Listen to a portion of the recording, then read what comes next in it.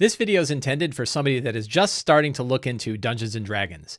If you're an experienced DM and you find this video useful, you might consider sending it to any of your friends who are interested in learning more about how to get started with Dungeons & Dragons. I'm going to be talking about all kinds of different things in this video, and you can find links to all of these things in the show notes below. I'm going to be updating these links over time as well, so you'll constantly be finding new things that I'll be adding as I find it useful for anybody that is just learning how to get into Dungeons & Dragons. So please check out the show notes for all kinds of useful links to articles, videos, tools, and products that you can use to get started playing Dungeons & Dragons. The best way to start learning about Dungeons & Dragons is to read the D&D Basic Rules. This is a single PDF available for free from Wizards of the Coast, the publishers of Dungeons & Dragons, that you can download and read, and has all of the rules that you need in order to start playing D&D right away, all for free.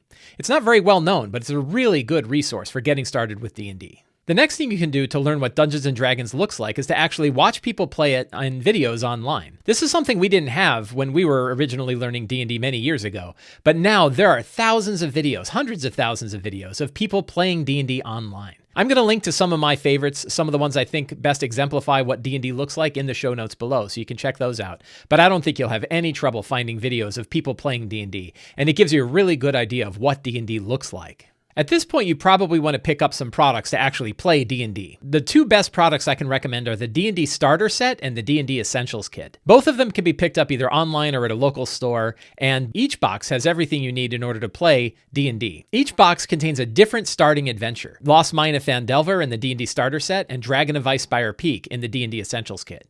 If I had to pick only one, I would probably say start with the D&D Essentials Kit. A big difference between these two boxes: the Essentials Kit actually comes with more stuff in it, like a DM screen, rules for playing D&D One-on-One, and rules for actual character creation. The one thing it doesn't have are pre-generated characters. The D&D Starter Set includes these, but you can also download these pre-generated starter characters from Wizards of the Coast directly. I've run both of these adventures, and I think they're both excellent takes on how to get started in D&D. They're both digestible adventures. They both exemplify the kinds of things that go on in D&D. I like them an awful lot. That said, you're probably going to want to check out some tips and tricks for getting the most out of these adventures. They can be particularly difficult just starting out, so it's worth reading some tips and tricks to figure things out.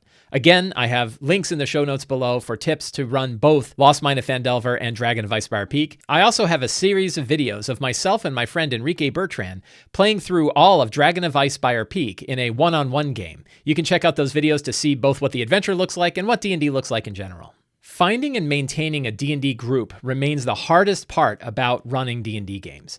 Finding the right players, finding players who are interested in the game that will come every week to play is really hard. Scheduling is really hard. People are busy, and there's a lot of distractions that can take people away from just wanting to play some D&D. The most common way that DMs find players is by recruiting players from their family, from their friends, from friends of friends, or from coworkers.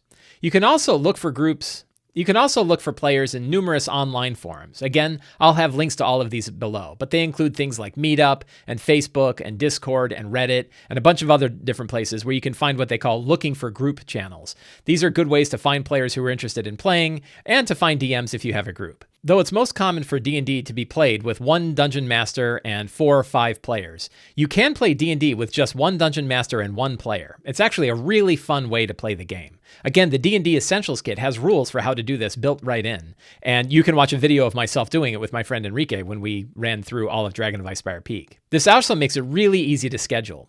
I have a number of different tips and tricks for running one-on-one games, and those, of course, are linked down in the show notes below.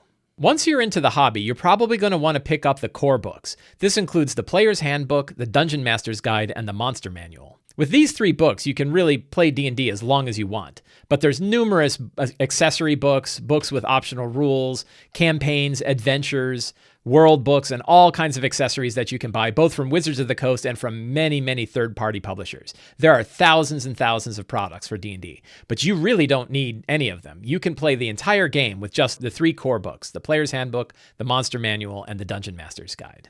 While many of us play D&D in person, there's a huge surge of DMs and players running their games completely online. This really has taken off over the past couple of years. The kinds of accessories you'll need in order to run a game online are very different from the accessories that you would need to play in person. I have videos that talk about all of the different tools you would need to play a game in person, and also a series of videos about how to play D&D online. You can check those out to look at all the different kinds of tools and accessories that can make it easier for you to run games either online or in person. Once you're into the hobby, I have many tips and tricks that I've put in both articles and videos that you can check out. I've written a couple of books, including Return of the Lazy Dungeon Master, a book to help make it easier for us to prepare our games. You can subscribe to my newsletter to get weekly articles on how to run better games, all kinds of stuff. So I hope you'll check out the rest of my channel, check out the other DM tip videos that I've got, and that will hopefully give you lots of different pieces of advice to run your own games. D&D is an amazing hobby. It's a hobby with almost no limits. We can sit down with our friends around a table, either physically or virtually. We can build stories together, share a whole bunch of laughs, and tell tales of adventure that we're all going to remember for the rest of our lives. D&D is a fantastic way to get together with our friends and family and just enjoy being together, sharing tales that just come from the pure creativity of our minds.